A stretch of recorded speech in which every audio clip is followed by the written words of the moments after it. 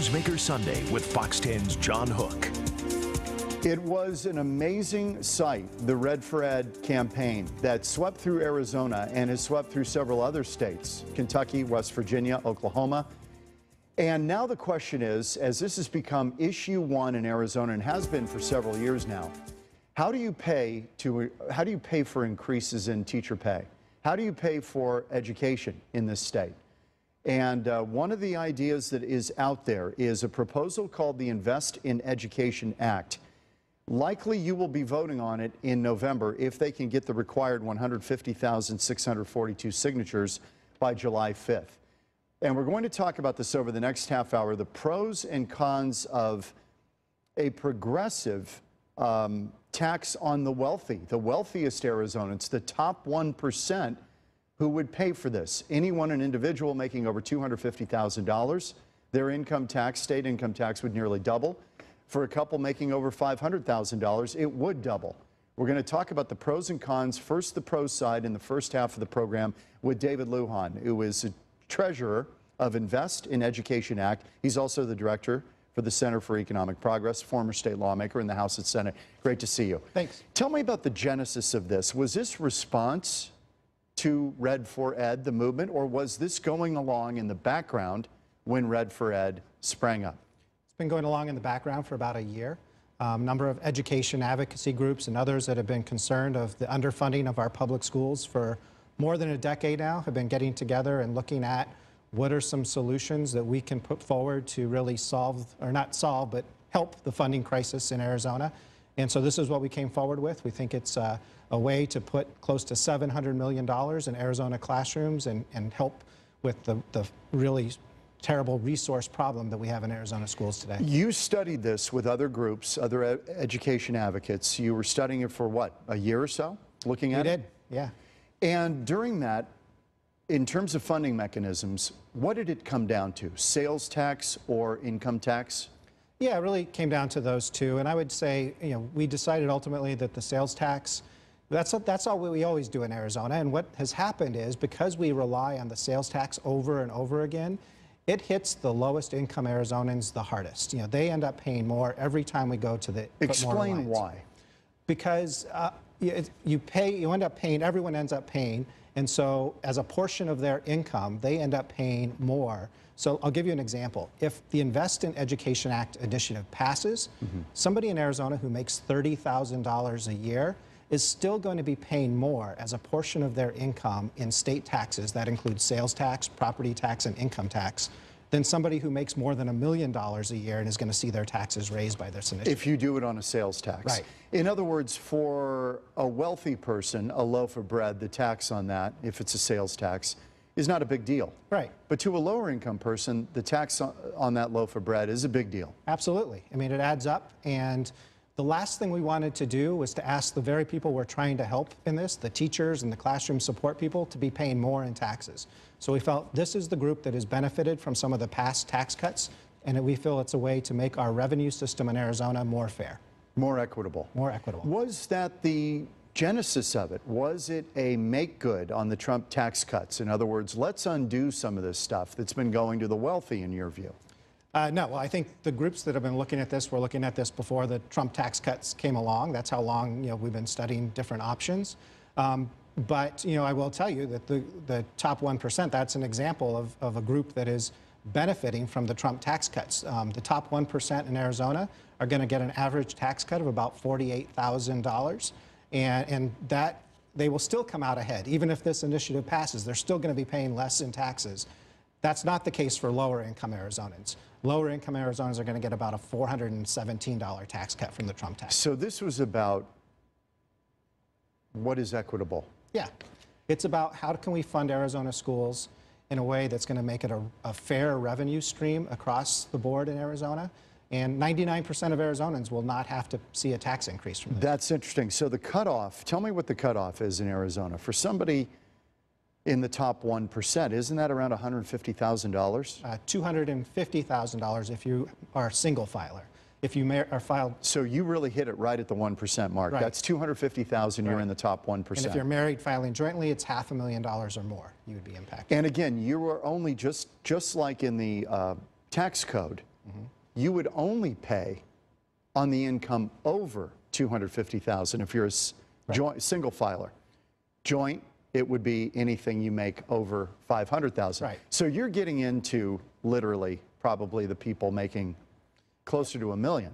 The people that are really impacted by this are the people that make an average income of $1.1 million in Arizona. So we really are talking about the people at the very top. Who you believe, you say, can most afford it. Can most afford it, but really who have benefited from the past tax cuts. When you look at putting more and more emphasis over the years on the sales tax, there are some communities in Arizona where people are paying 10% or more in sales tax. And so this would have just put more of a burden on everyday Arizonans if we had done another sales tax. David, the argument that everybody should have skin in the game on education, that everybody, if we're going to increase funding for education, that everybody should be paying something, because it's not just the rich who are educating their kids. And that is exactly why we are going with this proposal, because if you were to look at our past reliance on sales tax, the lower income people have actually had more skin in the game in terms of paying as a portion of their income for state taxes than those people at the higher. So we're actually asking for a more balanced system. We're asking those people that have benefited from previous tax cuts to pay a little bit more to pay their fair share. Was this about income redistribution or about education? Absolutely about education. At the bottom of the line, this is about Arizona public schools going into this year had $1 billion less than they had a decade ago.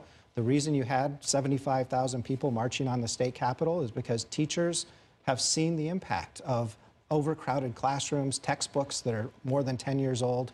This is to address those situations and to finally put some resources into schools in a manner that the legislature cannot touch. Later on in the program, we're going to have Glenn Hammer from the Arizona Chamber of Commerce, who's against this. He thinks it's Glenn Hammer, who thinks it's a terrible idea.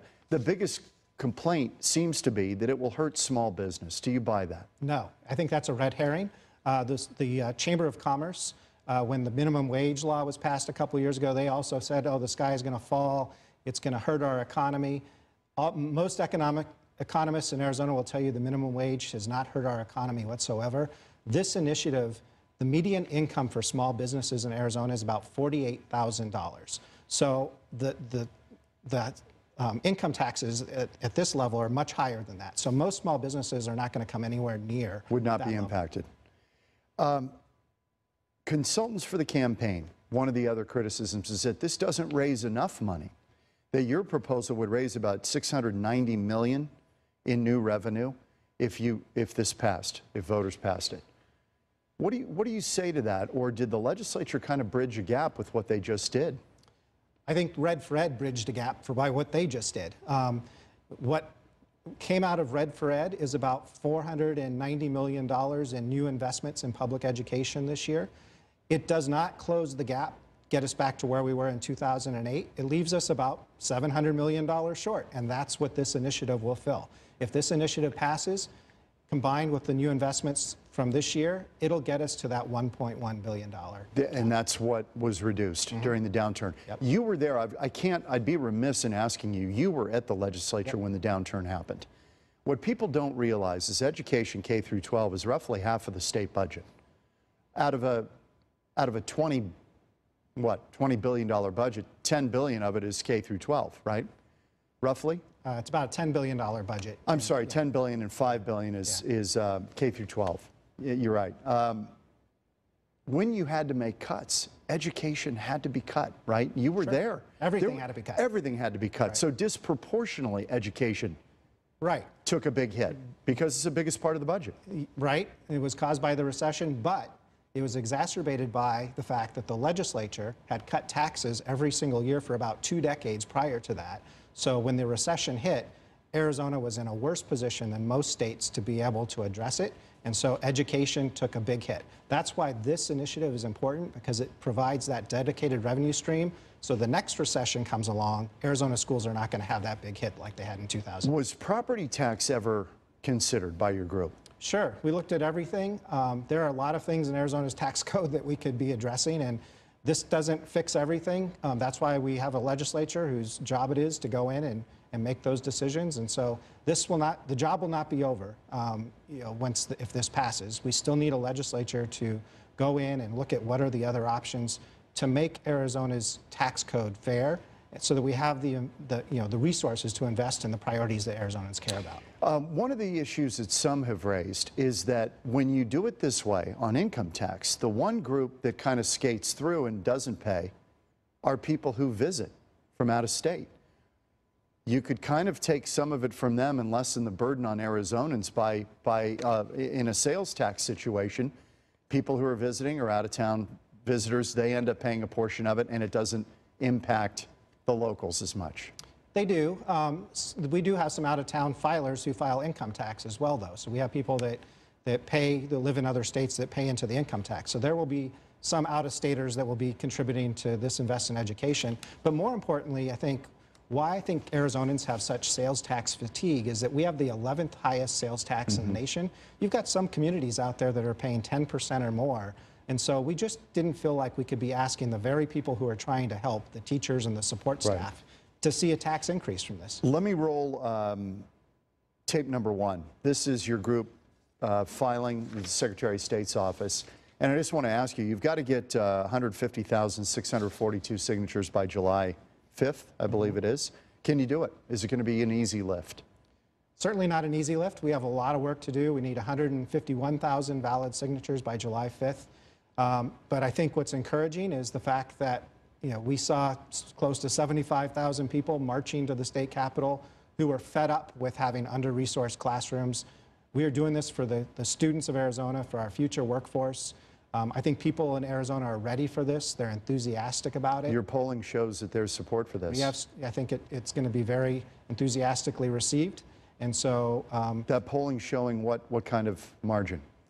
Pretty strong. I think we would not have gone forward if we didn't feel like there was at least 60% support. Are you there? Is that what it's polling? Yeah, and we will. The job is to carry forward and make sure Arizonans know why this is important. It's about getting the money into our classrooms. And let me just say too, talking about the business community, why it's kind of disappointing that they are not supporting this.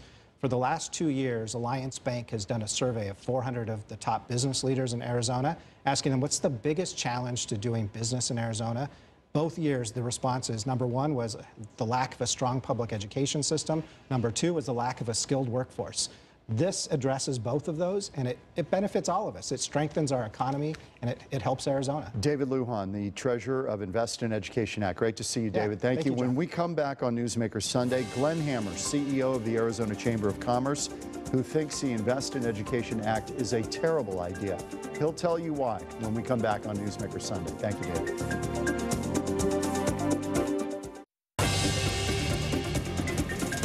Back on Newsmaker Sunday, I'm sorry, a costume change here because we're taping on different days. We had David Lujan in on Thursday. Glenn Hammer, the CEO of the Arizona Chamber of Commerce, is here to present the other side of the argument. Thanks for being here. Thanks for having me on the show, John. We just listened to David Lujan explain that he believes this is a great idea because really 99% of the people wouldn't be paying the tax, but the top 1% would. Why do you think it's a dreadful idea? Well, it would hit a lot more than the top 1%, first of all, and this is why. This would hit most small businesses in Arizona. Most small businesses file under the individual income tax part of the code. It's also a terrible idea because the income tax for higher wage earners is also the most volatile. So it's false advertising. It will never raise as much as he says. And let's also remember, there's 50 states. They said 690 million, roughly.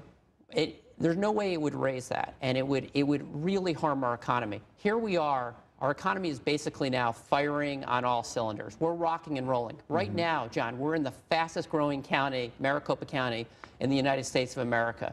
We've added 150,000 or so new jobs over the last 3 years.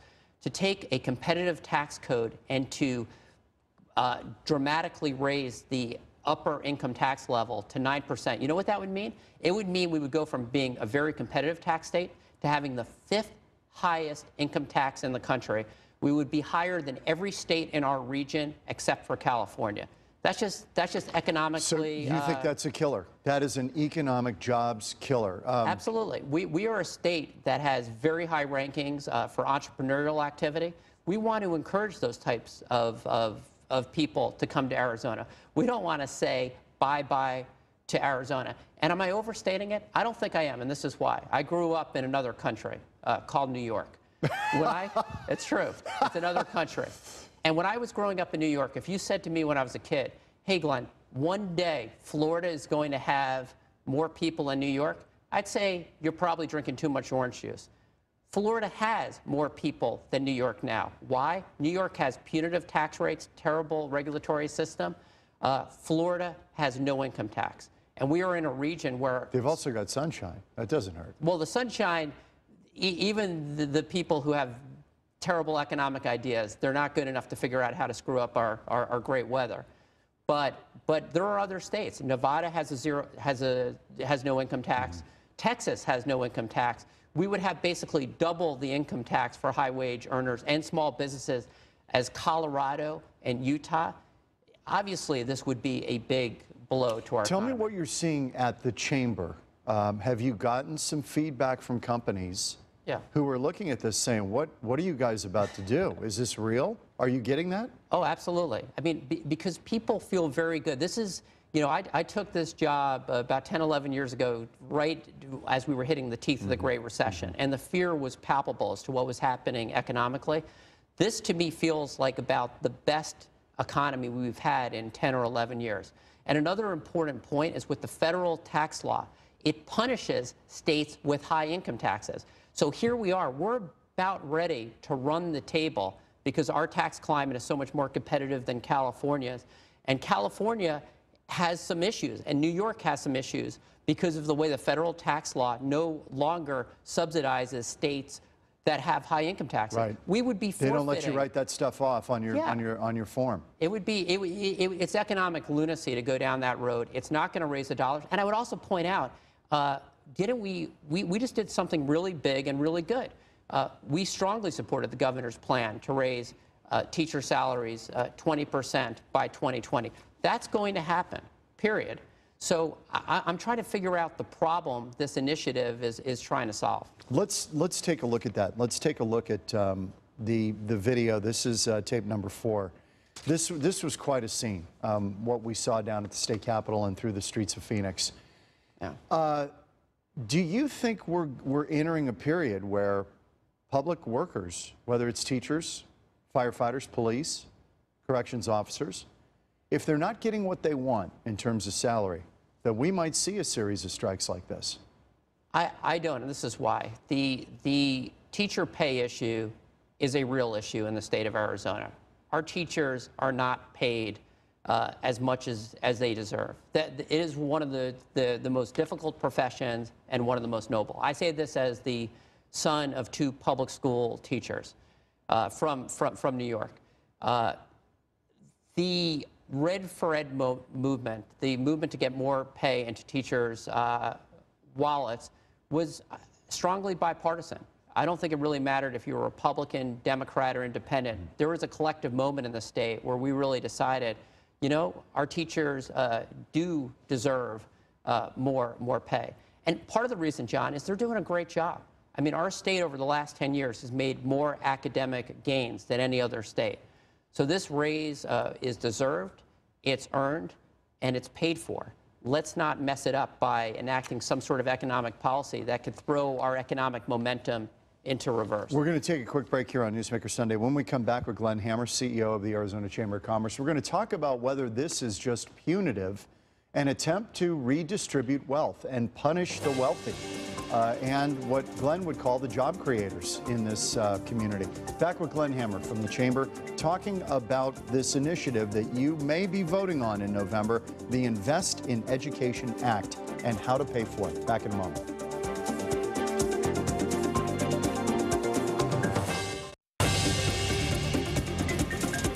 Final moments with Glenn Hammer, the CEO of the Arizona Chamber of Commerce. He is very much opposed to this idea, the Invest in Education Act, particularly how it's funded, which would raise the income tax doubling anybody, an individual making over $250,000, certainly doubling it for a couple filing jointly, making over $500,000. You say that because of the way small business works, a lot of small business would fall into that area where they would get hammered. Absolutely. A lot of small businesses file under the individual income tax, so they're going to get hit by this, and it's going to make it more difficult for them to hire new workers and to pay their existing workers more dollars. And you've heard from companies who are concerned? Absolutely. I mean, this is a real concern. And the other thing, John, we are a welcoming state. I want to encourage the most successful people in the country and the planet to come and locate here. It doesn't actually, it's not exactly a welcome mat where you say, hey, welcome to Arizona. If you're very successful, we're going to tax you at the 5th highest rate in the country. It would have an obvious negative effect on our economy. It's not going to raise the money that its proponents claim. And you mentioned something else that was, that I think I want to address, that there are other spending needs in our state. And what's going to be the response for those other spending needs? We're just going to continue to go after small businesses and successful individuals. I mean, where does it end? And I asked David Lujan this question. Let me ask you. One of the things that does strike me that you miss in doing it this way is money from outsiders, visitors. If it's income tax, the visitors don't pay anything for this. Not that they necessarily should. Education isn't their deal. It's really ours in the state, but it's a nice way to soften the blow on everybody here if you're collecting it maybe through a sales tax and out-of-towners pay it when they come here. If we need additional revenue, there's much better ways to do it. And the Supreme Court, there's some things going on that I think are really important here. The Supreme Court just opened the door to sports gambling. That's something that I'm sure will be looked at here. That's going to be another revenue stream, potentially. And the Supreme Court's also going to probably open the door to a broader collection of online sales tax. So there's some other pots of money before you would go down this road, which in my opinion, you should never go down the road of taxing income. And the reason why is you're taxing work. And if you tax something like work, you're going to get less of it. I raised a question before the break. Do you believe that there is something else at work here? I mean, it's interesting that when you look at it, the 1%, the top 1% would pay this primarily. That's kind of the old dogma about the 1% are getting away with murder here, and we're going to sting them. Do you think that's what's going on? I really don't know what the motives. I would just prefer to think that the motives might be more pure, but they have just a really horrible delivery mechanism. Look, it's very important that we have the strongest possible bipartisan coalition to support funding for education. And when you start going down this road, you're definitely going to start splitting people's views on some of these issues by party. Again, one of the beautiful things about the governor's 20% by 2020 plan is that it has had and has strong support among Republicans, among Democrats, among independents, among teachers, among the business community. This threatens to turn into a partisan issue. We don't need that. And again, I'm trying to figure out what problem this is solving. The 20% raise for teachers by 2020, it's real, it's happening, and it's possible to happen because we have such a strong economy. Okay, we've got 1 minute left. Are we going to see a competing issue on the ballot, or is it too late? I doubt that we will see a competing issue. So this is going to be it? This will, if they make it? This will be it. Do you believe that the governor and there will be a concerted effort, and how do you frame that as an argument without looking like you're trying to cater to elitists? We strongly support education. We have been there for every major education initiative. We supported the 20-year extension of 301, the 0.6 sales tax. We were there for during the depth of the recession for the $1 billion 3-year sales tax. We were there for 123. Which smartly gets more dollars from our state trust. So you're not anti-tax, you're just saying you got to be smart about it. And John, we're pro-education. We were there for the $1 billion university bonding package. We're going to be working hard in the business community to make sure that we have a good plan for our entire education system. And you can take it to the bank. We'll make sure that it's properly funded. One quick thing, 5 seconds. Your polling shows what on this issue? We haven't polled. Yeah. Okay. Glenn Hammer, Arizona Chamber. Good to see you. Thanks for being with us. And we will see you next time on Newsmaker Sunday. Thanks for joining us.